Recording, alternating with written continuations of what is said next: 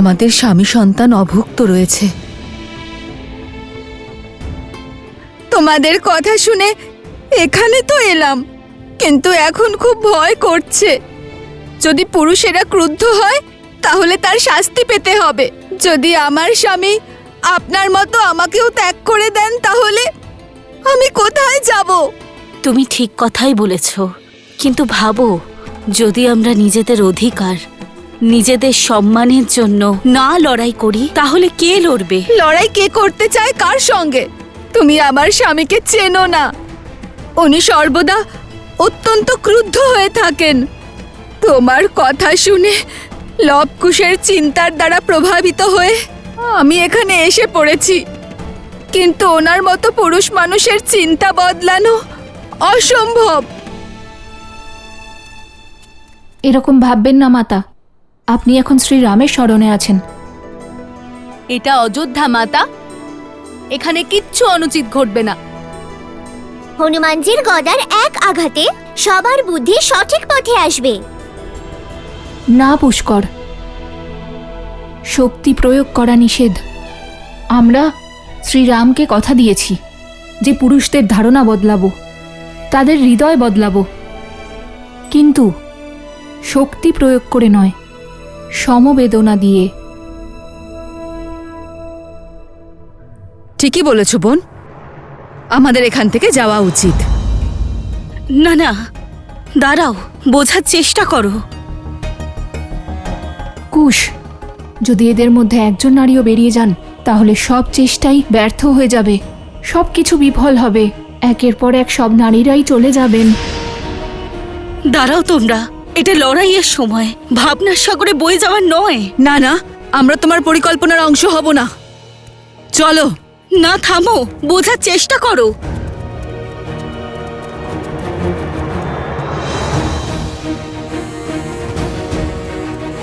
যাদের মধ্যে ঐক্যতা নেই তারা একে অপরের ভরসা কি করে হবে? এই সময় হলো একসঙ্গে থাকার সময়, আর আপনারা একে অপরের বিশ্বাস ভেঙে চলে যাচ্ছেন এভাবে।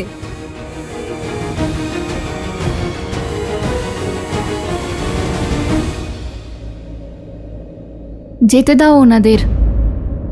এই জীবন ওনাদের, আর এই দ্বন্দ্ব, বাঁচার সিদ্ধান্তও ওনাদের, আর লড়াই করারও। আমাদের যত সময় শ্রীরাম দিয়েছেন তা পুরুষদের ধারণা বদলানোর জন্য, আর আমরা সেই সময়ে এই কাজেই ব্যয় করব, ওনাদের ওপর সিদ্ধান্ত চাপাতে নয়। যদি আমরা ওনাদের যেতে না দিই তাহলে তাদের সঙ্গে আমাদের তফাৎ কোথায়?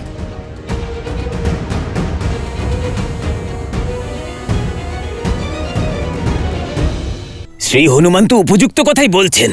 মনে হয় ওরা নিজের ইচ্ছেতেই কোথাও চলে গিয়েছে, কারণ শ্রীরাম থাকতে কোনো আসরিক শক্তির এইরকম দুঃসাহস করা একেবারেই অসম্ভব।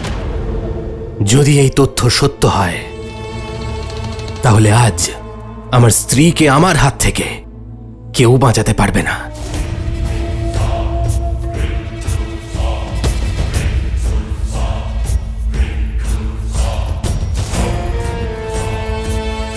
ওই নারীদের তাদের সঠিক স্থান দেখানো প্রয়োজন।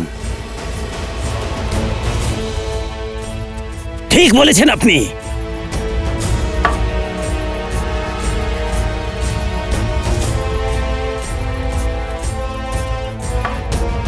মৃত্যু তোমাদের অতি নিকটেই আছে। চলো সবাই এগিয়ে যাই।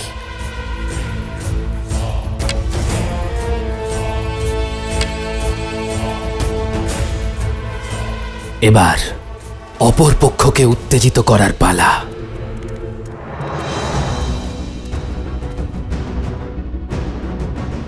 ওদিকে দেখেছিলে তুমি?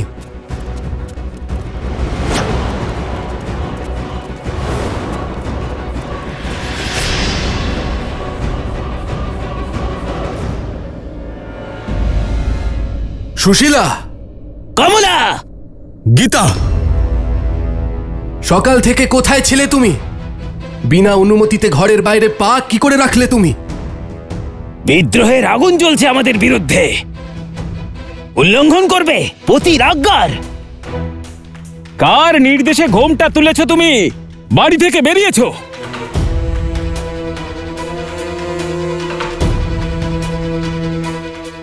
এদেরকে এই বিরোধিতার শাস্তি দিতে হবে। এবার স্বামীর আদেশ অমান্য করার ফল পাবে। খুব বড় ভুল হয়ে গেছে, হে ঈশ্বর রক্ষা করুন। আজ তো ঈশ্বরও বাঁচাতে পারবেন না তোমাকে।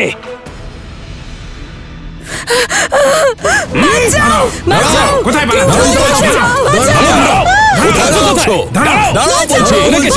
মহারাজকে? পিছু দাঁড়া করো। পালাচ্ছ?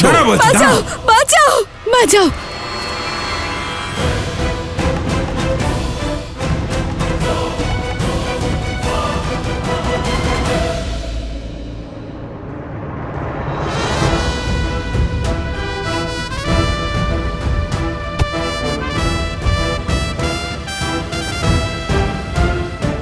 শান্ত, তোমরা প্রত্যেকে শান্ত হও। মৃত্যু তোমাদের অতি নিকটেই আছে।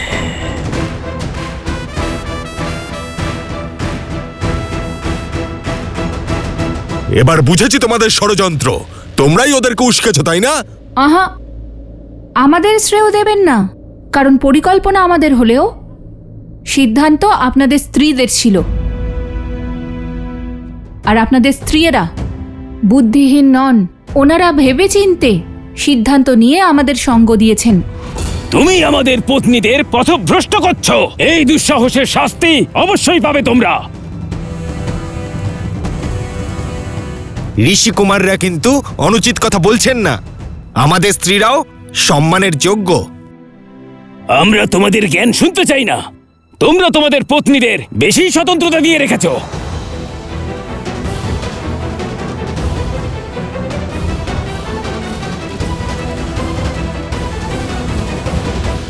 আমরা তো কেবল নারীদেরকে তাদের অধিকারের কথা মনে করিয়ে দিয়েছি, তাদের সম্মানের মূল্য বুঝিয়েছি।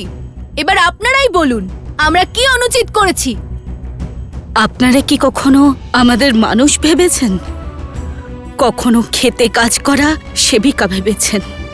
কখনো বস্ত্র ধোয়ার সেবিকা, কখনো বা ভোজন প্রস্তুত করার সেবিকা, আবার কখনো সন্তান পালন করার সেবিকা। তাও আমরা সর্বদা আপনাদের ভালোবেসেছি, আপনাদের সংসার সামলেছি। আমরা নিজেদের সম্মান চাই, এতে অনুচিত কি আছে? মৌন হও।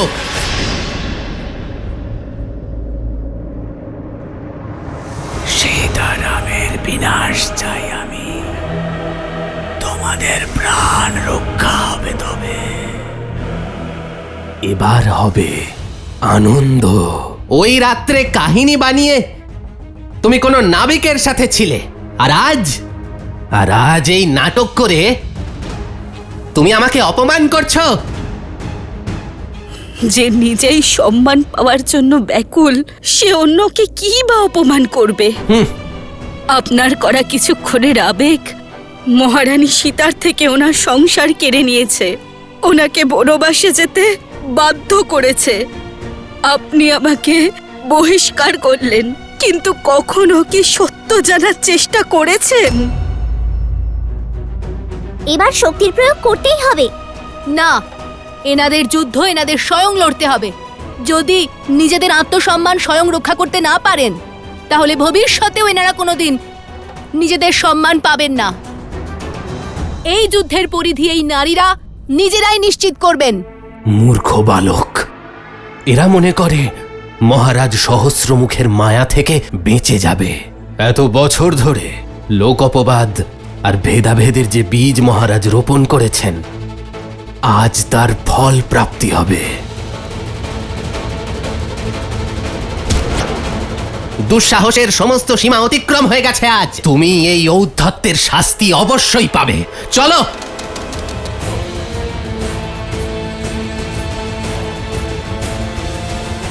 দাদা, এত বড় অন্যায় দেখেও আমরা চুপ করে আছি কেন? আজ আমরা রক্ষক নই, শুধু পথপ্রদর্শক।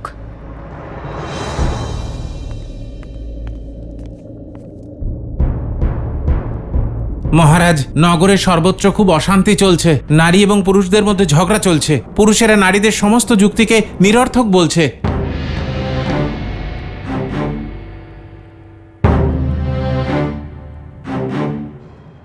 মহারাজ, আমি কি কিছু বলতে পারি?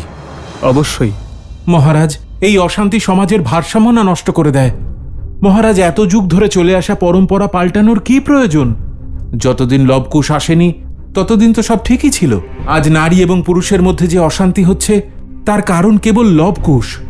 পতিকে পূজনীয় মনে করা স্ত্রীদের তারা পতির বিরুদ্ধেই দাঁড় করিয়েছে। মহারাজ, আমাদের সমাজে পতিদের পরমেশ্বর মনে করা হয়।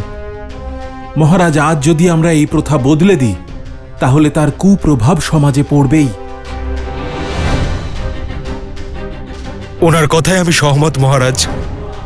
নারীদের পুরুষদের সম্মান করা উচিত। পুরুষদের পূজা করা উচিত। বোঝাই যাচ্ছে যে নারীদের সাথে সাথে সবার সম্মান করাও ভুলে গেছেন আপনারা।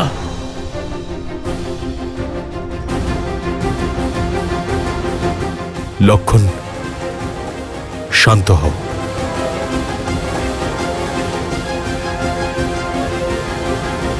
যে প্রথা জ্ঞানের ব্যাপ্তি ঘটায়, জনজীবনকে সফল করে, সেই প্রথাই সমাজের জন্য উত্তম এবং উচিত।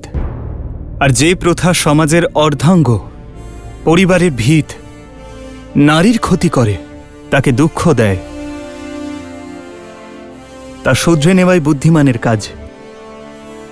রামরাজ্যের পরিভাষা কি এমন এক সমাজ যেখানে নারীদের সেবিকা মনে করা হয়, নাকি রামরাজ্য এমন এক সমাজ যেখানে নারী ও পুরুষ একসঙ্গে সুখ ও সফলতার ধ্বজা ওড়ায়?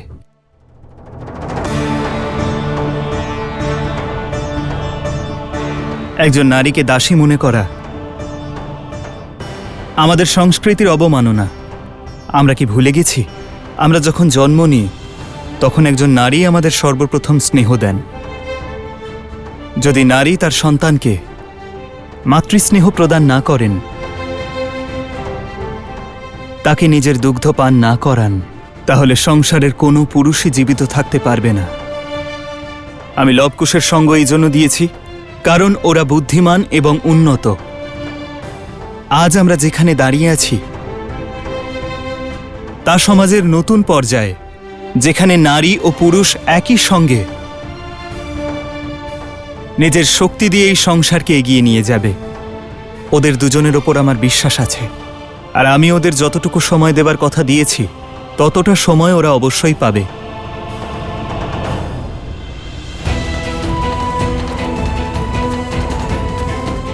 কতদিন চুপ করে থাকবেন? কতদিন এভাবেই অন্যায় সহ্য করবেন?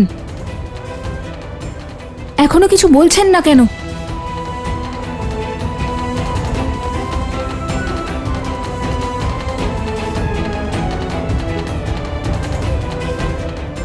আরো অধর্ম, আরো ক্রূরতা। হে নারায়ণ, রক্ষা করুন। ছাড়ুন, ছাড়ুন আমাকে, চলো, ছাড়ুন আমায়। জয় শ্রীরাম। উদ্ধত, আজই তোমাকে শিক্ষা দেব। থামুন!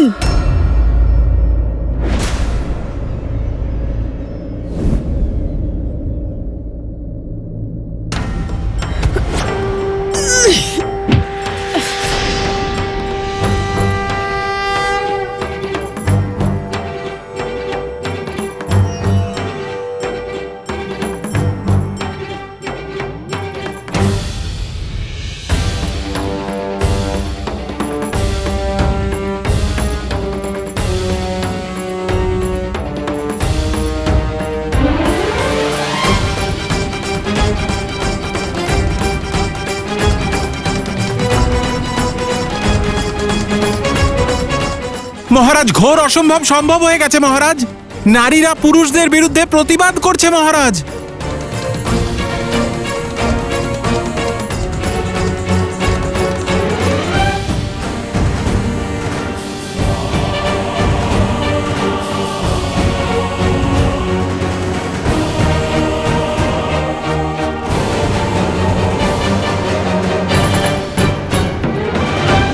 আমরা অপমানের বিষ পান করেছি, অগণিত অত্যাচার সহ্য করেছি, কারণ আমাকে আমার মা শিখিয়েছিলেন যে পতি পরমেশ্বর।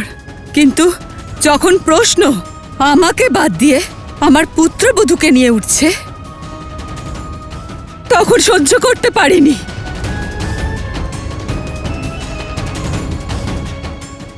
ভাবনার বীজ ওনাদের মনে অঙ্কুরিত হওয়া আবশ্যক ছিল। যখন ওনারা নিজেদের সম্মানের জন্য লড়তে প্রস্তুত, তখন আমরা ওনাদের সঙ্গে থাকব।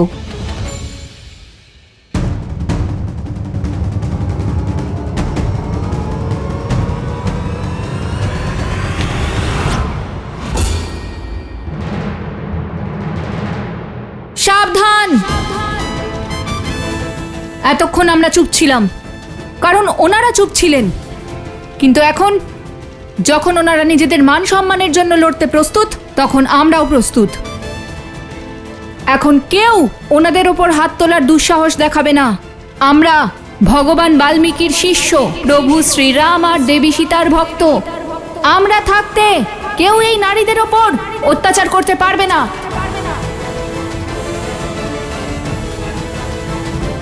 আমরা ওদের সঙ্গে আছি, আমরা ওদের সঙ্গে আছি, আমরাও আছি।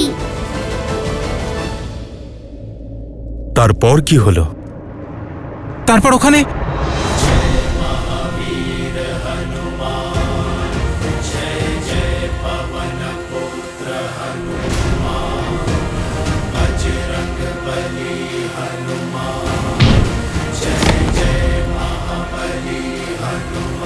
দেখুন না শ্রী হনুমান, এই লব আর কুশ অযোধ্যার রমণীদের উস্কাচ্ছে।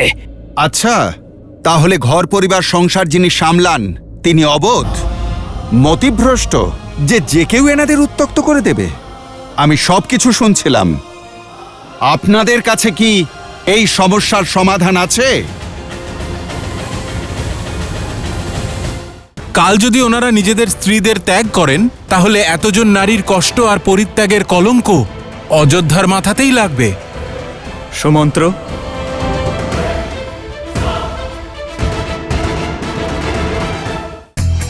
শোনা যায় যে লঙ্কা থেকে ভারতের মুখ্য ভূমির দূরত্বের আধার অনুযায়ী বাস্তবিক লঙ্কা আজ হিন্দু মহাসাগরে নিমজ্জিত রয়েছে। একথাও শোনা যায় যে সেখানে চিরঞ্জীবী বিভীষণ আজও শাসন করছেন। যে পরিকল্পনার অনুমতি পিতা দিয়েছিলেন তা আজ বাস্তবায়িত করার সময় এসে গেছে। অযোধ্যাবাসী যদি তোমাদের কথা একদিনে মেনে নেয়, তবে তোমাদের উপায় এগিয়ে নিয়ে যাওয়া হবে। আমার কাছে একটা উপায় আছে। যদি আপনারা মনে করেন যে আপনাদের জীবনে নারীদের গুরুত্ব শুধু রন্ধনের জন্য অথবা সন্তানদের বড় করার জন্য, যদি আপনারা ওনাদের নিজের থেকে কম বা নিজেদের থেকে নীচ মনে করেন, তাহলে ঠিক আছে, মাত্র একদিন নিজেদের স্ত্রীদের ছাড়া জীবন কাটিয়ে দেখান।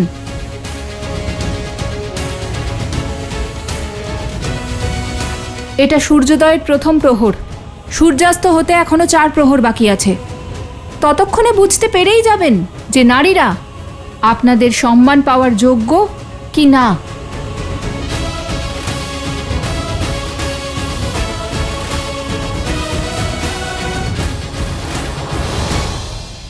লবকুশ একেবারে সঠিক বলেছে। পুরুষরা কি তা গ্রহণ করেছে?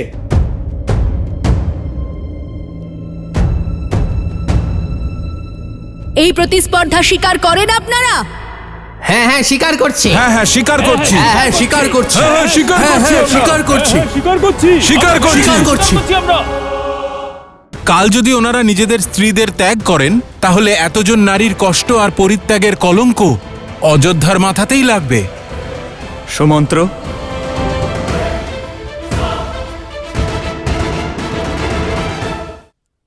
মহারাজ, এমন অদ্ভুত পরিস্থিতিতেও আপনি হাসছেন। হয়তো আপনি পরিস্থিতির গুরুত্ব বুঝতে পারছেন না। পুরুষেরা স্বাভাবিকভাবেই জেদি হয়। তাদের অহংকারে আঘাত লাগলে তারা সাম দাম দণ্ডভেদ যে কোনো পদ্ধতিতে নিজেদের জয় নিশ্চিত করতে চায়। ধরে নিন, কাল যদি ওনারা নিজেদের স্ত্রীদের পরিত্যাগ করেন, তাহলে এতজন নারীর কষ্ট আর পরিত্যাগের কলঙ্ক অযোধ্যার মাথাতেই লাগবে।